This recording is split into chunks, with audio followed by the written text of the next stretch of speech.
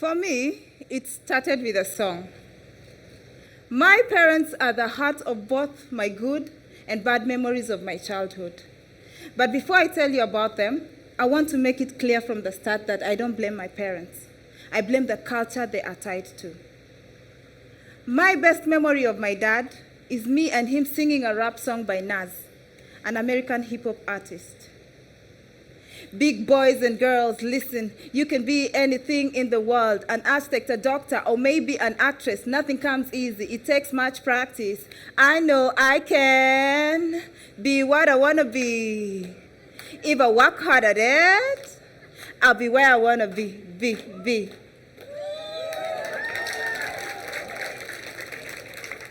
Because I lived with my family in South Sudan, and conflict was all around us. So my parents decided to take us to Uganda and put us in school. It was me, my mom and dad, my brother and sister, and my two beautiful cousins. Because I was at a boarding school that was more than a day's drive away, every single time I spent with my family was precious to me.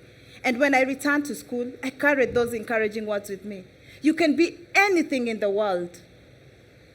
I knew my parents were sacrificing a lot to send me to school, so I worked really hard, remembering nothing comes easy. It takes much practice. In 2008, when I was 15 years old, I went home to South Sudan for Christmas. Home was wonderful. I met a boy at a cultural dance, and I was enjoying life as a teenager. I never imagined that my path in life would be anything other than hard work and school, leading to the career of my choice. I wanted to become a lawyer. I always wanted to fight for the rights of women. The festive season were full of family gatherings and cultural dances. But in January, when everybody was going back to school, I realized no one was asking me for my shopping list. And by February, I knew something was wrong. I was months late for school. So I walked up to my dad and asked him when I was going back to school. He told me I wasn't going back to school. I was getting married. And for a minute, I felt like I didn't know my dad anymore. But I went ahead and asked him whom I was getting married to. He told me someone I always knew as an uncle. Never, I said to myself, I would rather die. My uncle was 56 years old, and my parents were ready to give out their daughter at the age of 15 to get married to a man much older than her, against her will. That might be their culture, but not mine. The next time I went to my dad and asked him about my education, he insisted that I had to get married. He said it is our culture. That made me very furious. He even said my little sister had to go through the same. My mom had left for Uganda some weeks before to take my brother to school. I felt so alone. My dad told me, he gave me an option. He said, if you don't want to get married, you'll have to go to Uganda and stay with your mom. I said, fine. That is better than getting married. The next day, me and my cousin well packed and ready to move. Surprises hadn't ended for me. The person who was supposed to take us to Uganda was my so-called uncle. We hopped in the car and drove. By nightfall, we arrived at a town bordering with Uganda. My uncle booked 2 rooms where we were supposed to stay. At the lobby, I saw my mom. I was so excited and relieved. But my mom couldn't look at me. She and my uncle went to one room, while me and my cousin went to the other. The next thing I heard was the door of the other room open, and I saw my mother leaving. My uncle called me in the other room. He told me, your mother has said I can do anything I want with you, and I will. The next thing I heard was a hit of a gun at the back of my head. The monster stripped me and assaulted me. I endured this for 3 days. I was not even allowed to go to the toilet. A bucket was all I was given. After 3 days, I was desperate for it to stop. So I told him I had accepted.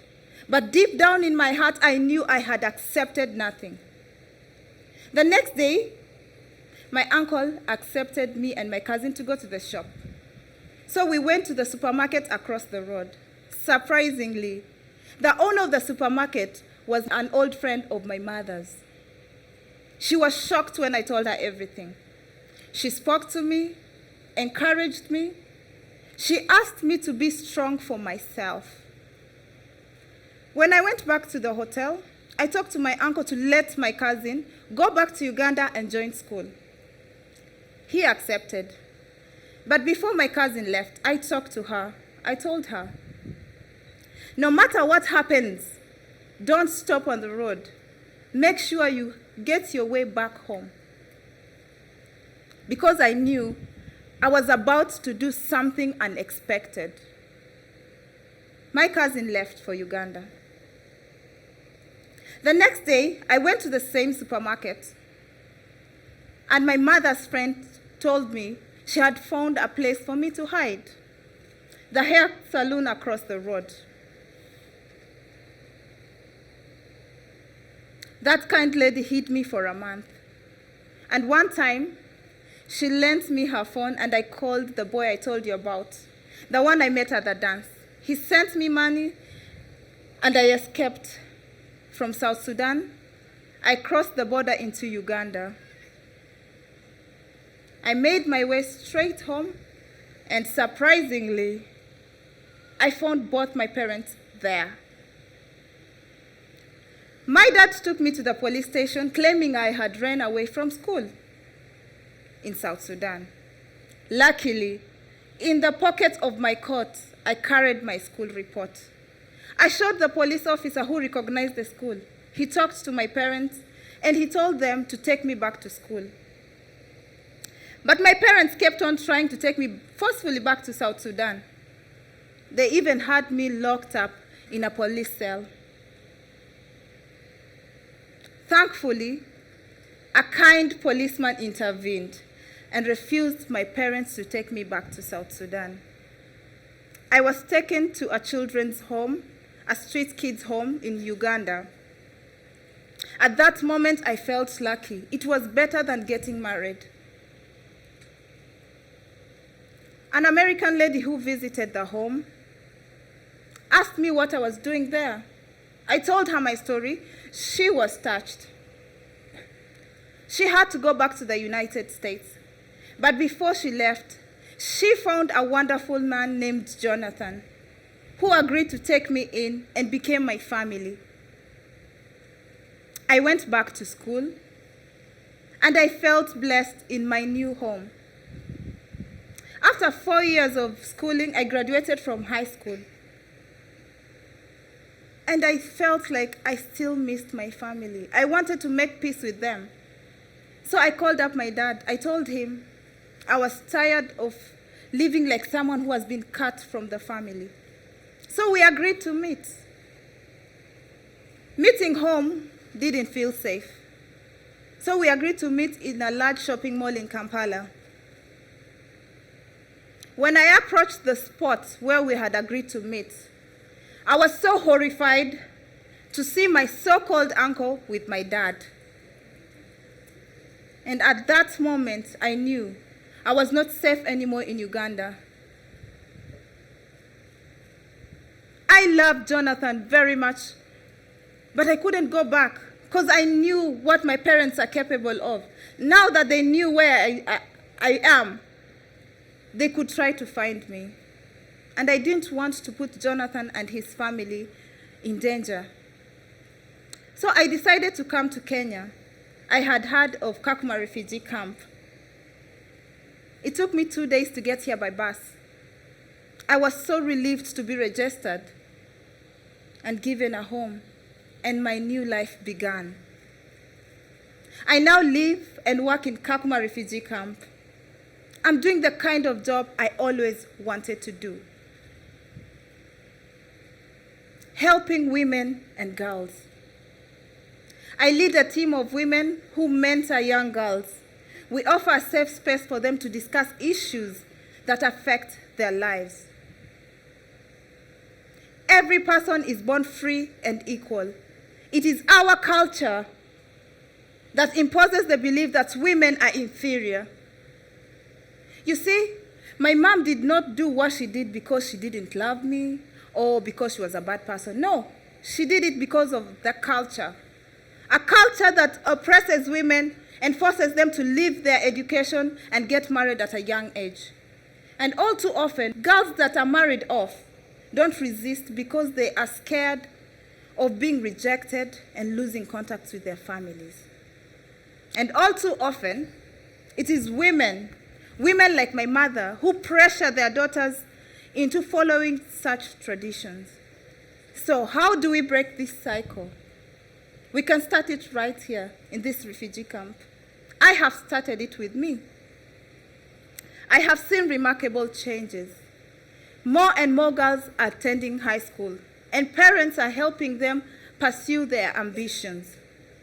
Mothers, fathers, daughters are all learning that domestic violence and child marriage need to be stripped out of our culture. We need to empower women. For if we empower women, we defeat poverty and defeat violence. And if we want to empower and protect women, we need to involve men. It is our joint responsibility to challenge traditions that say young girls can be married off as child brides.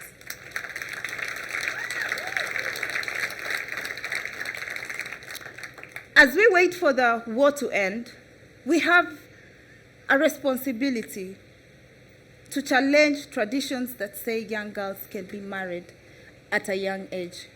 And in the safety of this camp, we have a unique opportunity to do so. I believe that such traditions should not and will not follow us here and out of here. I have been given such an opportunity, and I am determined to take it. I'm in love with a good man who shares my convictions and is supportive of everything I do. Deng.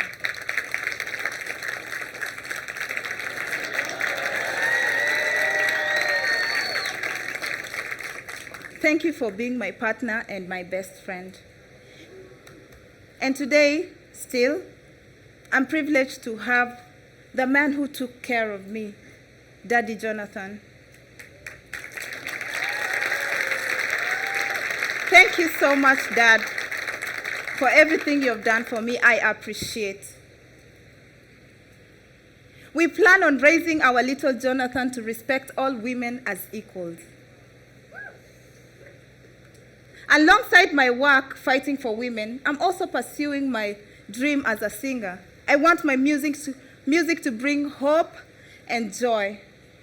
I wrote this song for my beautiful baby Jonathan and my best friend Deng. Anavyonifanya nihisi si kama mwingine, anavyonifanya nichizi kaniko kwingine. So sick when I don't talk to you, so sick when I'm not close to you. Anavyonifanya nihisi si kama mwingine. I know I can be what I want to be. If I work hard at it, I'll be where I want to be. Thank you.